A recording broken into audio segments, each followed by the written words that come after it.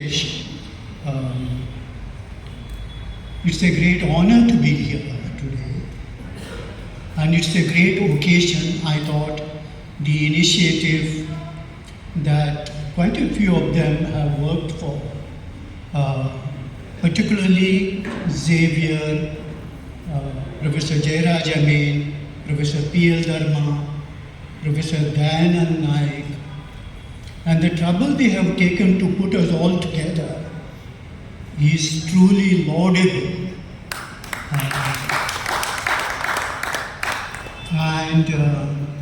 It's so nice to see so many of you for the last 42, 43 years. At least I would have never met you in my life if this kind of an occasion was not around. And this is also one of those great apt moments because one of us has become the head of the university, and we all want to wish him all the best in his career as Vice Chancellor of the university.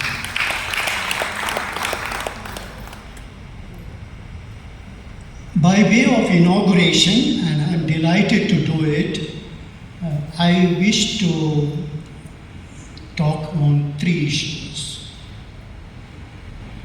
One is a few snapshots of my memory lane in the department. I was recruited to the faculty in 81. I joined in the beginning of 82, and I was there till 2003 with some short breaks. And it was a great time to be there. Two or three things that strike to me immediately.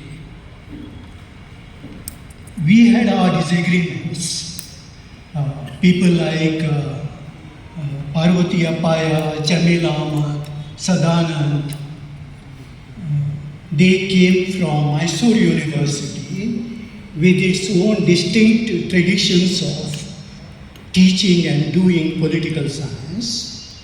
I came from a very different background.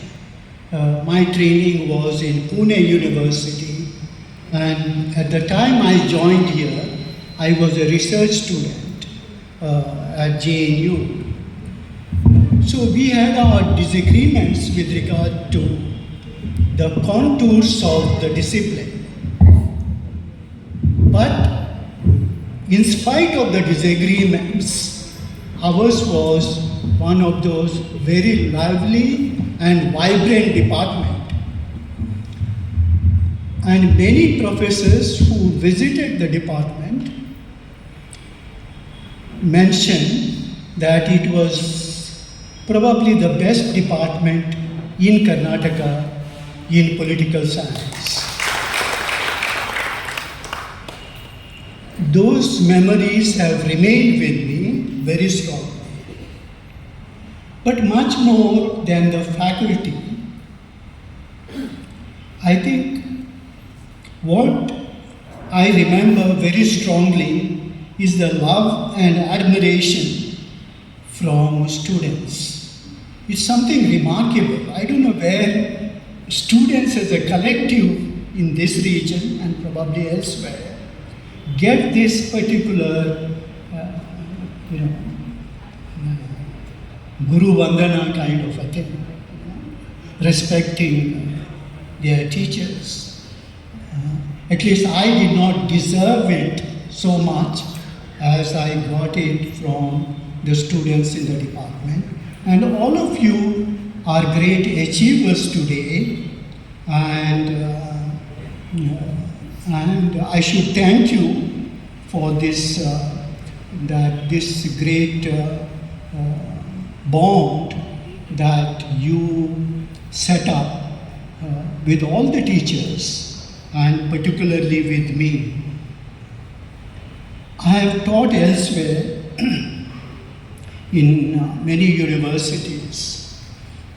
I still admire my students in JNU particularly for one reason, that they have practically all of them read everything that I write. And that is something remarkable.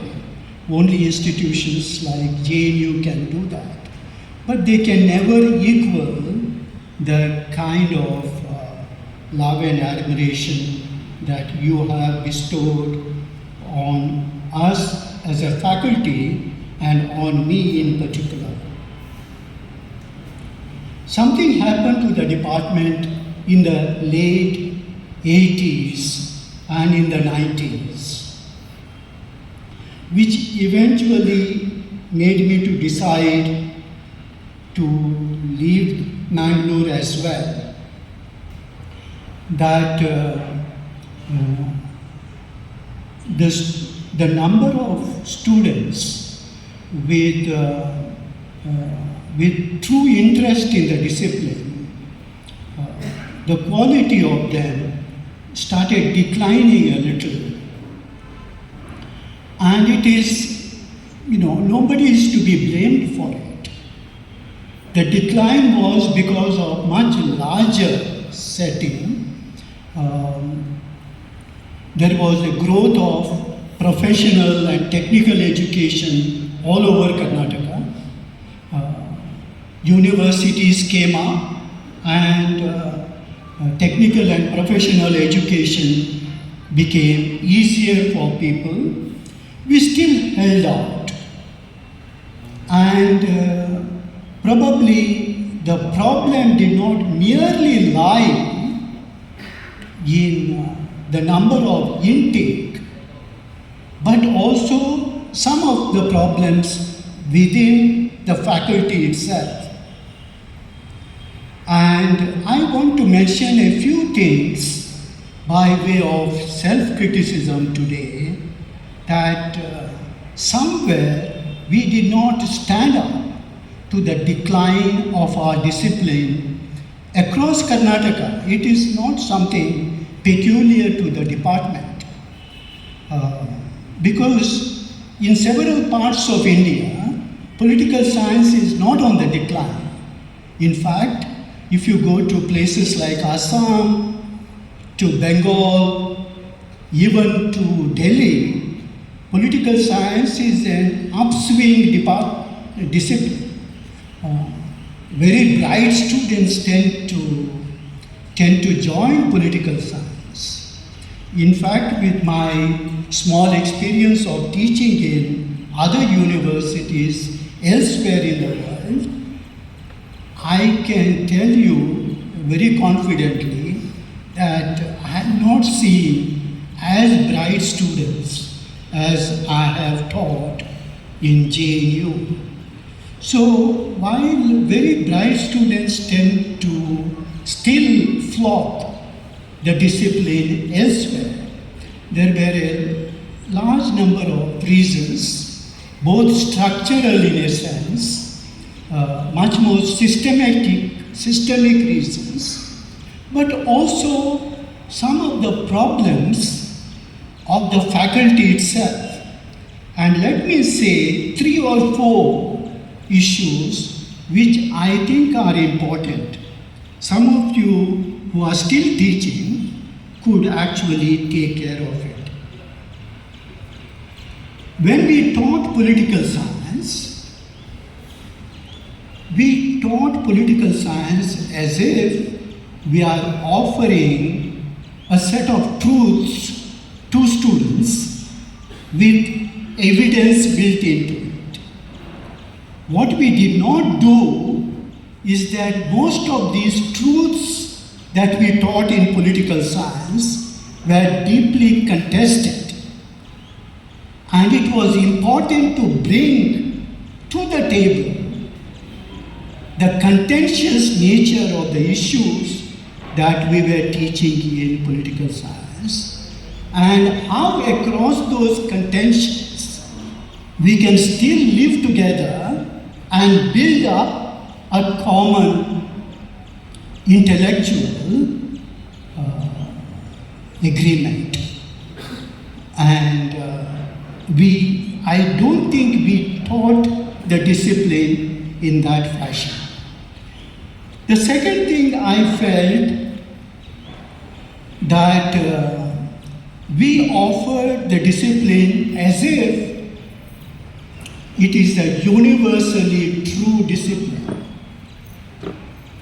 Political science in India was marking a very different trajectory. It was going in a very political life in India, not political science. Political life in India had some commonalities with the world, but it was a very different kind of life that we were charting. And I don't think we highlighted this challenge that the post-colonial world was confronting in India and across the global south. The third thing that we missed out, where we did not center in the discipline, the political voices that came up from India, who actually were throwing up a very different kind of a challenge.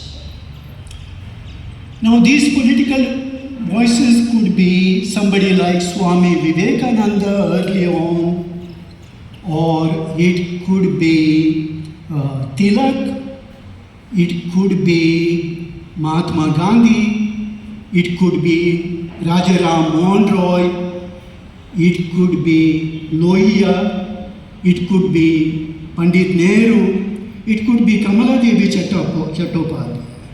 Now, these were in many ways authentic post-colonial voices, and we did not bring them to the fore. Just to give you an example, I don't think any one of us in the classroom taught students about Jaipal Singh, the great Munda leader, the person who unified the Adivasi world in India. Or we taught in the classroom Narayan Guru. We hardly taught Periyar. I don't think any one of us took seriously Jyotirao Phule. Voices who were talking a very different kind of a political language, and it was not brought to the fore. Now, people like Sadanand particularly drew attention when he was a faculty member to the powerful literary traditions of Karnataka and the distinctive political dynamics that Karnataka was throwing up in terms of the Dalit movement and the Raita Chalovali. But this was Sadanand's concern. We did not stitch this issue as integral to the discipline. Now, this is in terms of the subjects, and of course I can enumerate a few of these things, but these were the flaws. And I was there as the head for many years in the department. Largely fault also lies with me, but I think it was, we were streamlined in a particular way. We should have actually crafted a very different kind of a political science which could speak to India, but while speaking to India also speaks to the larger world, but with our stamp. And we did not do that. And I'm very critical today of this tendency. While all of you have done extremely well, as Xavier was pointing out earlier when he was introducing some of you, one of our great flaws was we did not help students to write well, both in Kannada and in English. Now, writing is a great quality.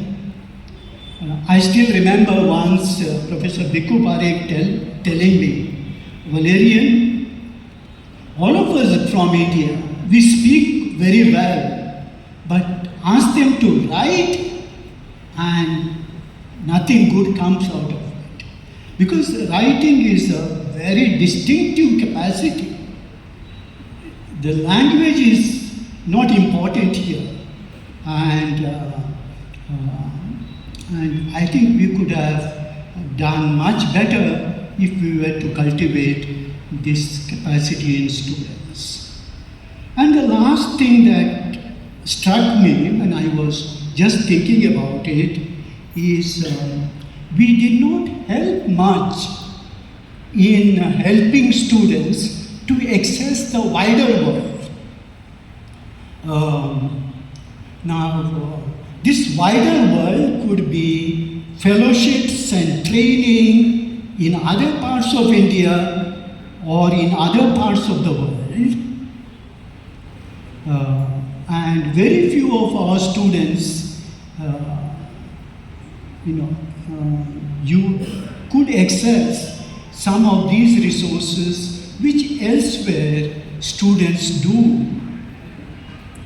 We did not pay much attention to the wider employment possibilities of students, and we did not help students how to secure research facilities. And this was a big flaw. Some time back I went to Banaras Hindu University to give some lectures, and there were 100 students doing their PhD in that department, and all of them were present, and the professors there told me 68 of them are getting GRF. Now this is something which requires a certain focused attention, and we could not do it.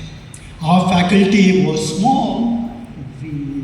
I think all of us worked very hard, but some of these things not even entered into our mind at that time.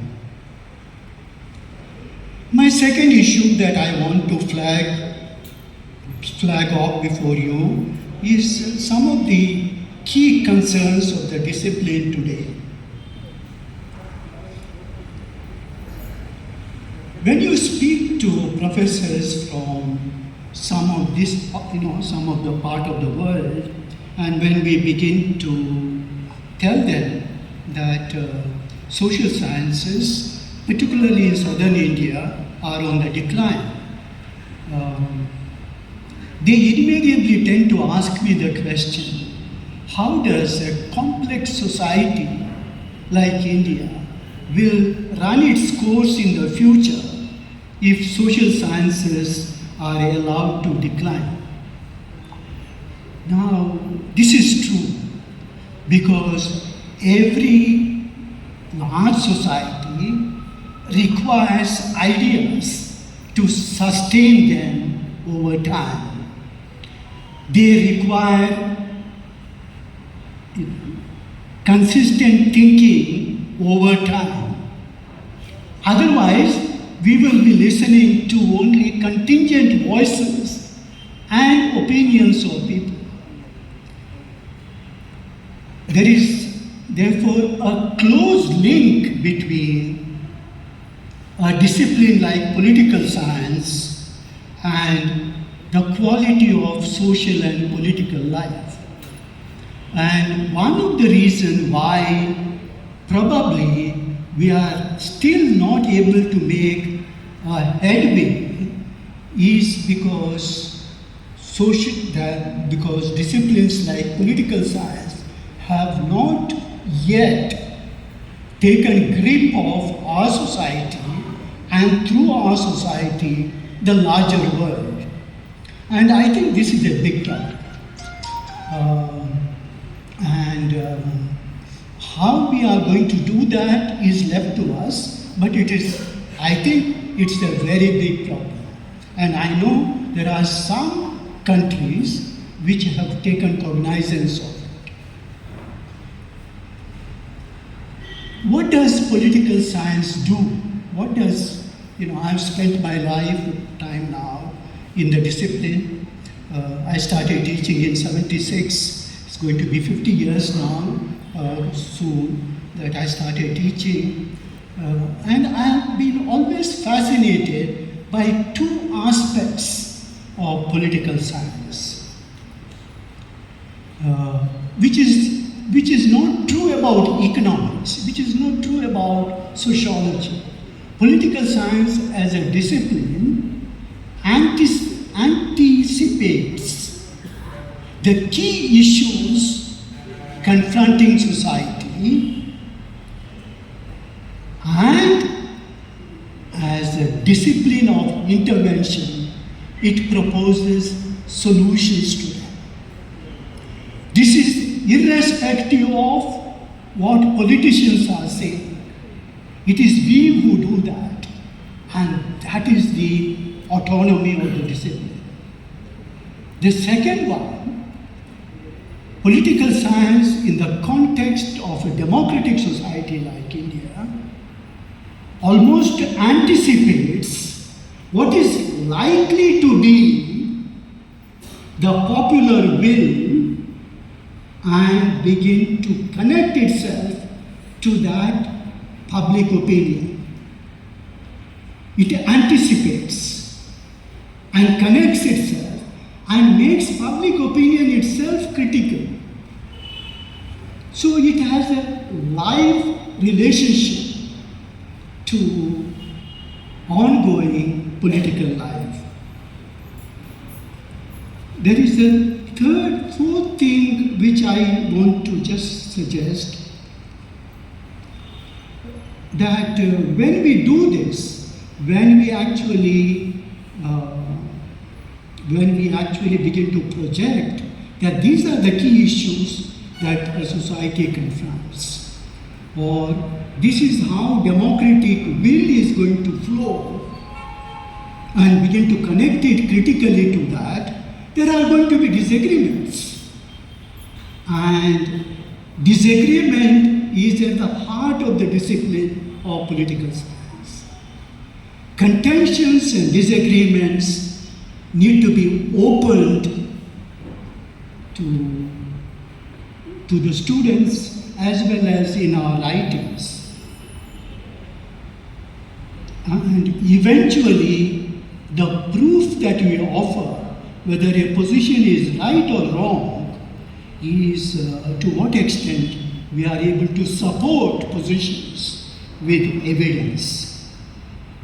Therefore, our discipline, unlike many other disciplines which register the unfolding of reality, either social or natural, our discipline is an agential discipline. It intervenes, it connects itself to public opinion, it begins to mold it in a particular direction. And in the process, the discipline itself gets molded and public opinion begin to take a different kind of a hue. The last point that I want to flag off before you is what I think should be some of the tasks before the association. Now, I don't want to suggest that I know these things better than either Xavier or Dayanand or Jayaraj know. I just thought that an association of this kind, a very bright-looking association, a very promising association, what should be some of the tasks before it? The first task is like any other association. All associations, no matter what kind of associations they support their members. They acknowledge their members through various kinds of programs, particularly acknowledge their achievements, and they express gratitude to their members for the things that they have done or promised to do. This, I am sure, this association will definitely do. But maybe one thought, the distinctive element of this association could be to promote the discipline. And how do we promote the discipline? We can do that by helping people write, helping people to publish, help people to review writings, review books, particularly scholarly works. And thereby there is a collective of knowledge that emerges, which we are supposed to be people who are bequeathing to the future. I would suggest, and of course all these things take time, I would suggest that we could bring out a 6-monthly newsletter. A 6-monthly newsletter where of 4 pages, for instance, slightly glossy, where we are going to mention about the achievements of people, but also list out what are the articles faculty members drawn from the alumni have published, so that people come to know that so and so articles or books have been published.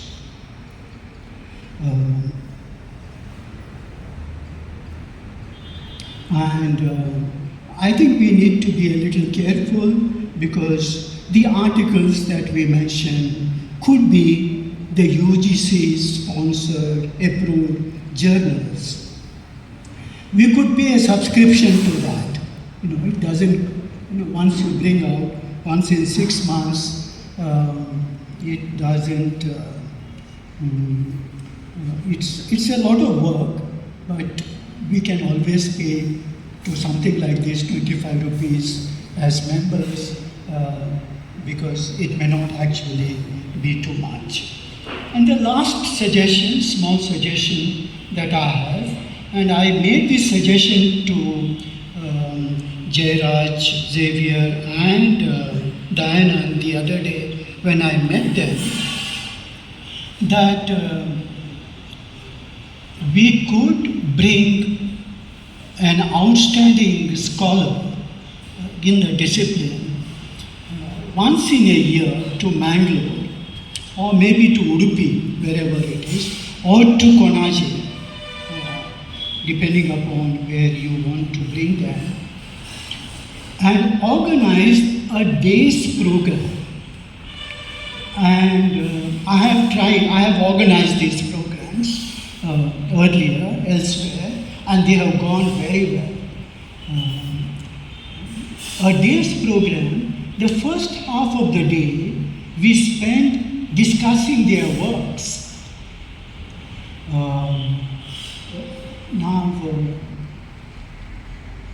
Say for example, I was casually suggesting to them that we could bring someone like Professor Partha Chatterjee. Now, Partha Chatterjee is by far, I think, the most imaginative and creative political scientist that we have in India today.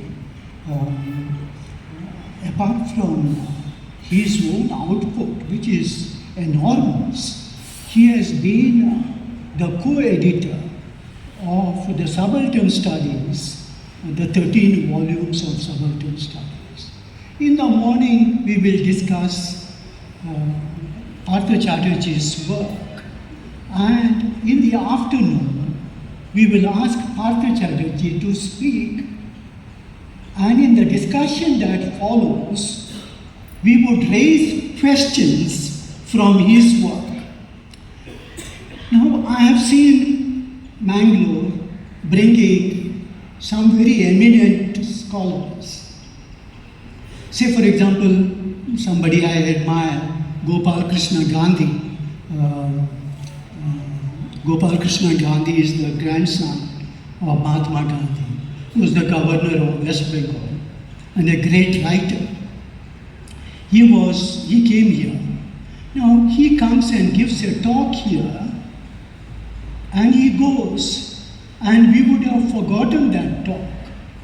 But if you have a day's engagement with a scholar, with a background reading of his works, and a thoroughgoing critical discussion of his works, I think it would be very helpful in building up our own discipline locally, getting to know the experiences from elsewhere. I have spoken to you long. I initially thought I will speak only for about 10 minutes. I think normally happens to me, I have spoken too long. I thank the office bearers for inviting me. My health was not too good in the last 3 months, so initially I was wondering whether I would be able to come and speak to you, but it is my great pleasure that I have managed to come, and whether you like it or not, inflicted on you this long speech. Thank you very much.